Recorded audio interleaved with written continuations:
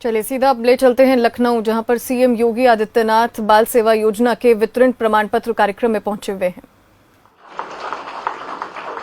महिला स्वयंसेवी समूह जहां अच्छा काम कर रहे हैं, वहां पर 8,000 10,000 रुपए वे हर माह कमा सकती हैं। हमें इसके लिए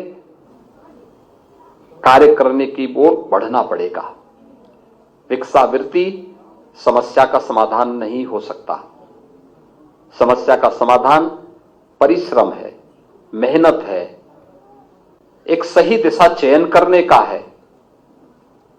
वे जो लोग अपना घर गृहस्थी संभालने के साथ साथ अपने आजीविका को भी आगे बढ़ाने का कार्य कर रहे हैं, बहुत ऐसे उदाहरण आपको समाज में मिल जाएंगे, बहुत सारे ऐसे उदाहरण मिल जाएंगे।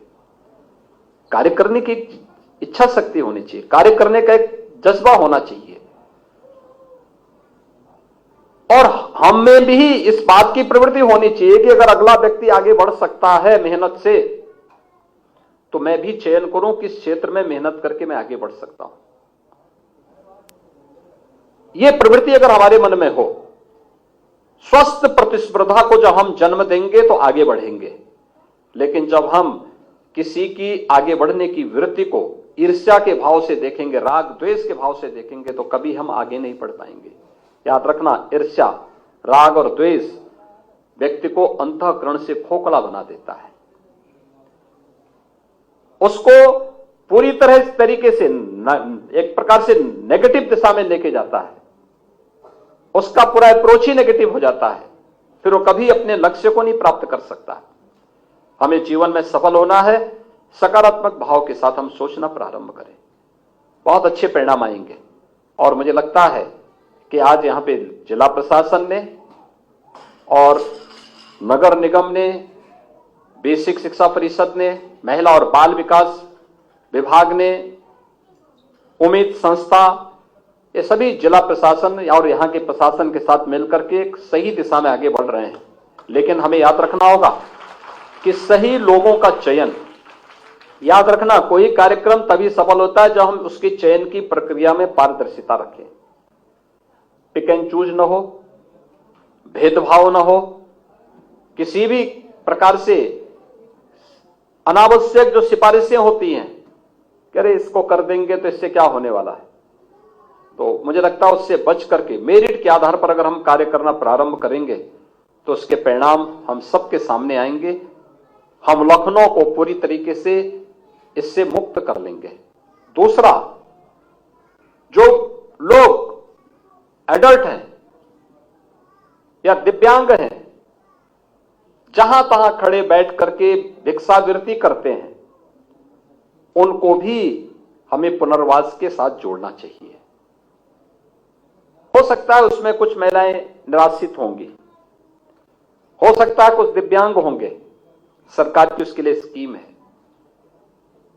और उस स्कीम के साथ महिला और बाल विकास विभाग को, दिव्यांगजन कल्याण विभाग को, अन्य विभागों को इस दिशा में प्रयास करना चाहिए। हमारी कोई सिटी कहीं पे भी, और खासतौर पर राजधानी लखनऊ से आप शुरुआत करिए। जो लोग सड़कों की पटरी पे सोते हैं, दिन भर कार्य करते हैं, रात्रि के लिए उनके कोई शेल्टर होम नहीं होता, वे जहां पटरी दिखते वहीं पे सो जाते हैं। हमारा प्रयास होना चाहिए कि उन लोगों को हम रेन बसेरे में लेके जाएं, रेन बसेरे में उनको सुरक्षित माहौल दें, उनको वहां पे व्यवस्था दें, क्योंकि एक एक व्यक्ति का जीवन अमूल्य है। और इसलिए अगर कोई व्यक्ति अच्छा इंसान बन गया तो वह डॉक्टर भी बन जाएगा, इंजीनियर भी बन जाएगा, प्रशासनिक अधिकारी भी बन जाएगा और पुलिस अधिकारी भी बन जाएगा। इसलिए अच्छे इंसान के रूप में उसे बनाना, उसका निर्माण करना, यह उम्मीद जैसी संस्थाओं का इसमें एक बहुत बड़ा रोल हो सकता है। और उस दिशा में सभी प्रयास करेंगे, इसके परिणाम अच्छी दिशा में आगे आएंगे।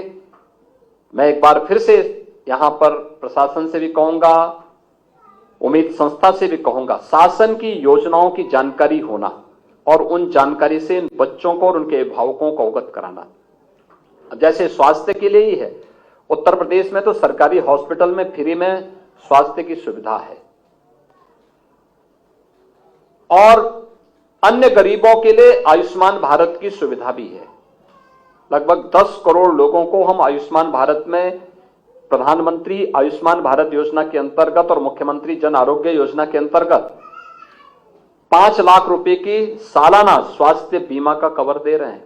वे किसी भी पैनल्ड हॉस्पिटल में जाकर के, वह गवर्नमेंट का होगा या प्राइवेट होगा, वहां जाकर के अपना उपचार करा सकता है।